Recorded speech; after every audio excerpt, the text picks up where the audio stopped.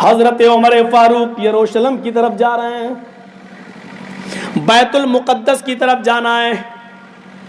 بیت المقدس فتح ہو چکا ہے، لوگوں نے کہا امیر المومنین آپ آئیے اور اس مسجد میں 2 رکعت نماز پڑھا دیجئے تاکہ مجھے بھی آپ کے پیچھے نماز پڑھنے کا شرف حاصل ہو جائے۔ حضرت عمر امیر ہیں پورے اسلامی ریاستوں کے، اپنی ایک جماعت، اپنا ایک گروہ لے کے جا رہے ہیں۔ پہلے یہودیوں کی بستی سے گزرنا ہے، پھر عیسائیوں کی بستی آئے گی، اور اس کے بعد یروشلم آ رہا ہے، وہاں بیت المقدس موجود ہے۔ اب غور سے سننا، بہت سی چیزیں تمہیں اس واقعے کے اندر ملیں گی۔ حضرت عمر فاروق اپنے چند لوگوں کو لے کر جب نکلتے ہیں، پہلے یہودیوں کی بستی پڑے گی، اس کے بعد عیسائیوں کی بستی پڑے گی۔ یہودیوں کی بستی میں سازش ہو گئی،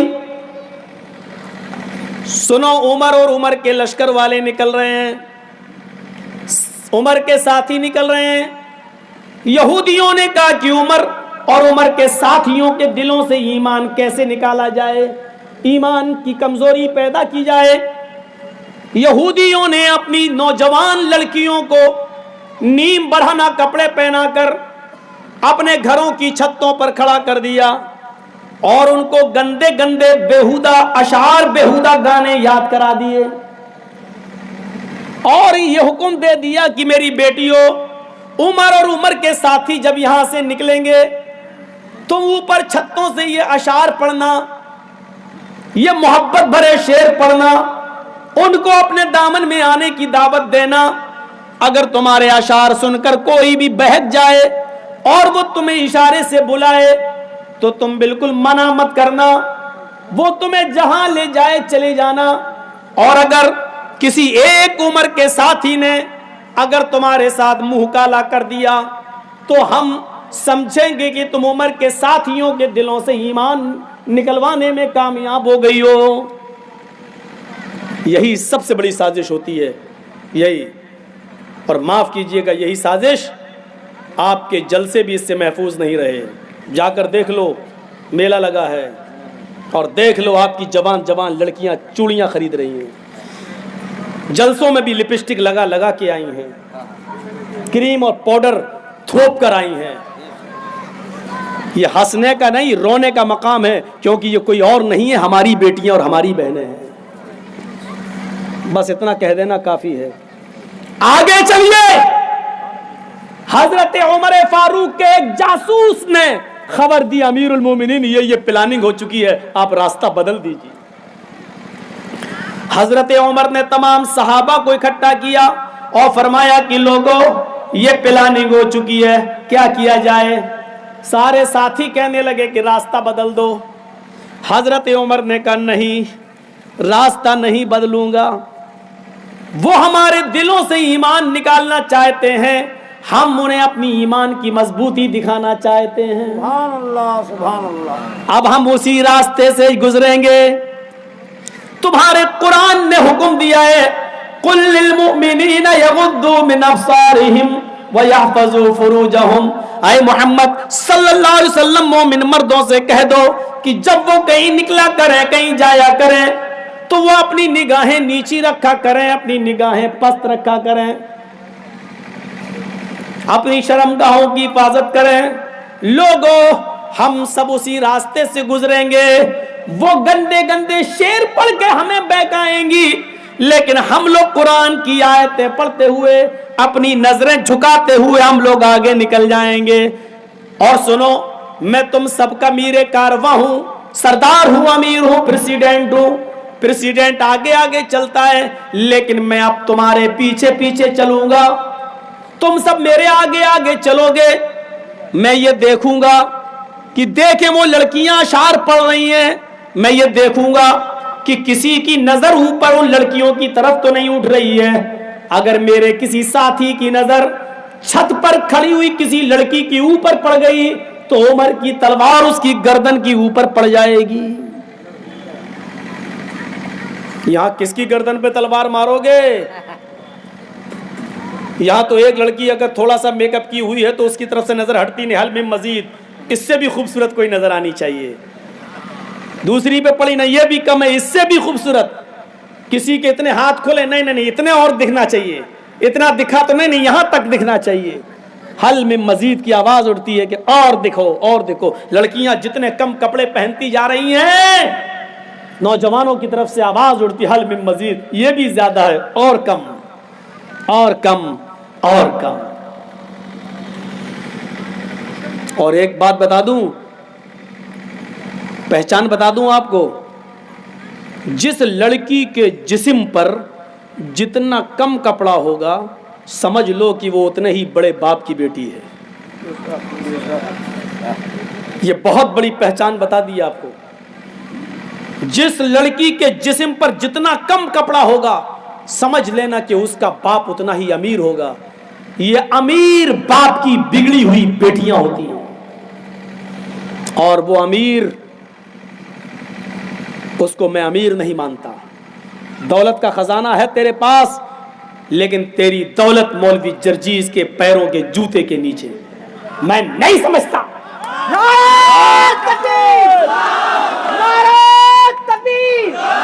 مولانا جرجیز انصاری صاحب، تو سب سے بڑا پھٹیچر باپ ہے، تو دنیا کا سب سے کنجوس باپ ہے جو اپنی بیٹی کو 5 میٹر کپڑا نہیں دے سکتا ہے. تجھ سے بڑا کنجوس کوئی ہے ہی نہیں اس دنیا میں. کاہے کا امیر؟ کس بات کا امیر؟ جو اپنی بیٹی کے جسم کو نہ چھپا سکے. بہت کچھ کہہ دیا میں نے. سمجھدار را اشارہ کافی ہے، سمجھداروں کے لیے اشارہ کافی ہے. حضرت عمر نے تلوار نکالی، گزرو، قافلہ چلنے لگا، یہودی کی بستی آ گئی، امیر المومنین یہودی کی بستی سے گزرنے لگے، ساتھی آگے آگے، عمر پیچھے پیچھے. وہ مکان بھی آ گئے جن پر لڑکیاں کھڑی ہیں یہودیوں کی. گانے گانا شروع، ترانے شروع، نرم و نازک آواز، لب و لہجے میں، سریلی آواز میں عشقی اشعار شروع. جیسی جیسے امیر المومنین کے ساتھی آگے بڑھتے گئے، ان کی بھی آواز شروع ہوتی گئی، نظریں نیچی جاتی گئیں. اور جب ان گھروں سے گزرے تو امیر المومنین نے کہا ابدؤ، تم قرآن کی آیت پڑھنا شروع کر دو، اور اتنی زور سے پڑھو کہ تمہاری آواز پر ان کی آواز مغلوب ہو جائے، تمہاری آواز غالب آ جائے. حضرت عمر فاروق کے ساتھی زور زور سے پڑھنے لگے، قل للمؤمنین یغضوا من ابصارہم ویحفظوا فروجہم. ان گھروں سے گزرتے جا رہے ہیں، کہتے جا رہے ہیں کہ او میری قوم کی بیٹیوں، او میری قوم کی بچیوں، تم مجھے اپنے پاس بلا رہی ہو، میں تمہارے پاس کیسے آ جاؤں؟ ہمارے قرآن نے ہمیں حکم دیا ہے، ہمارے رب نے ہمیں حکم دیا ہے کہ لوگوں، ہائے مردوں، ہائے مسلمانوں، جب بھی تم زمین پر چلو، سڑک پہ چلو، بازاروں میں چلو، گلیوں میں چلو، اپنی نگاہیں نیچی رکھو، اپنی شرمگاہوں کی حفاظت کرو. او میری بیٹیوں، میری بہنوں، میں تمہاری طرف نظر اٹھا کے نہیں دیکھ سکتا، اس لیے کہ ہماری اسلام کی اجازت نہیں، ہمارے نبی کی اجازت نہیں، ہمارے قرآن کی اجازت نہیں.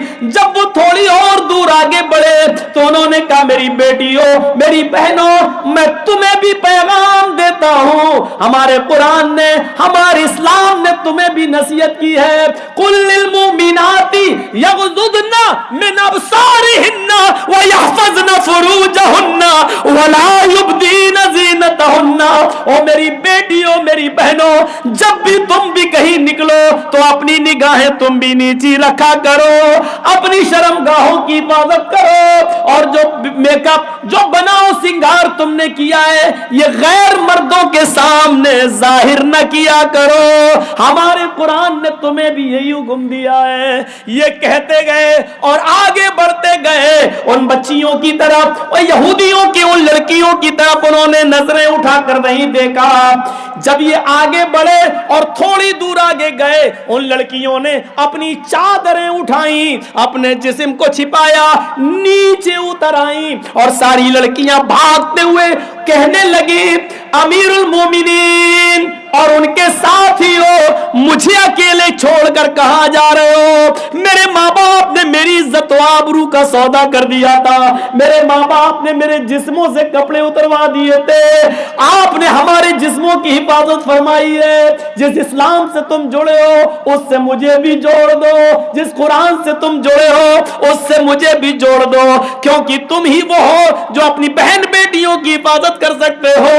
امیر المومنین اور ان کے ساتھی, مجھے اپنی زوجیت میں لے لو, مجھے اپنی بیوی بنا لو, میں بھی اسلام سے جڑنا چاہتی ہوں, تم سے, تمہارے ساتھیوں سے نکاح کرنا چاہتی ہوں. حضرت عمر نے پیچھے پلٹ کر دیکھا, سر سے پیر تک چھپی ہوئی ان تمام لڑکیوں کو کلمہ پڑھایا, پھر فرمایا بیٹیو, میری قوم کی بچیو, میں یروشلم سے جب واپس آؤں گا تو تم تمام لڑکیوں کے نکاح کا انتظام کراؤں گا, تم سب کے رشتے جڑواؤں گا, اور تمہیں اسلام پر عمل کرنے کی پوری اجازت دوں گا.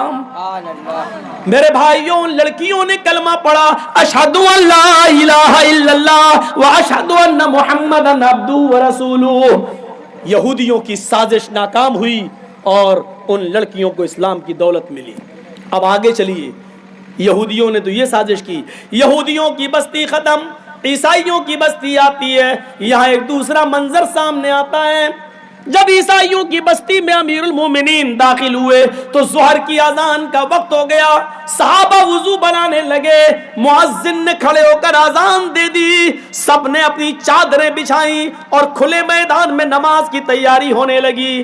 ایک عیسائی پادری آیا اور آ کر کہنے لگا امیر المومنین آپ یہاں کیوں نماز پڑھیں گے؟ یہ میرا گرجا موجود ہے, یہ میرا گرجا موجود ہے, آپ یہاں نماز پڑھ لیجئے. حضرت عمر نے کہا نہیں, جس گرجا میں مورتی ہوتی ہے ہم اس میں نماز نہیں پڑھ سکتے ہیں, ہمارے مذہب میں اس کی اجازت نہیں ہے, تمہیں تمہارا گرجا مبارک ہو. اس نے کہا امیر المومنین آپ نے مجھے کوئی نئی چیز نہیں بتائی ہے, ہمیں معلوم ہے جہاں مورتی ہوتی ہے وہاں آپ نماز نہیں پڑھتے, ہم نے اپنے گرجا سے مورتی نکال لی ہے, جیسس کی, عیسیٰ مسیح کی ہم نے مورتی ہٹا دی ہے, اور میں نے گرجا کو دھو دیا ہے, میں نے پاک چٹائیاں بھی بچھا دی ہے, آپ آئیے اور نماز پڑھ لیجئے.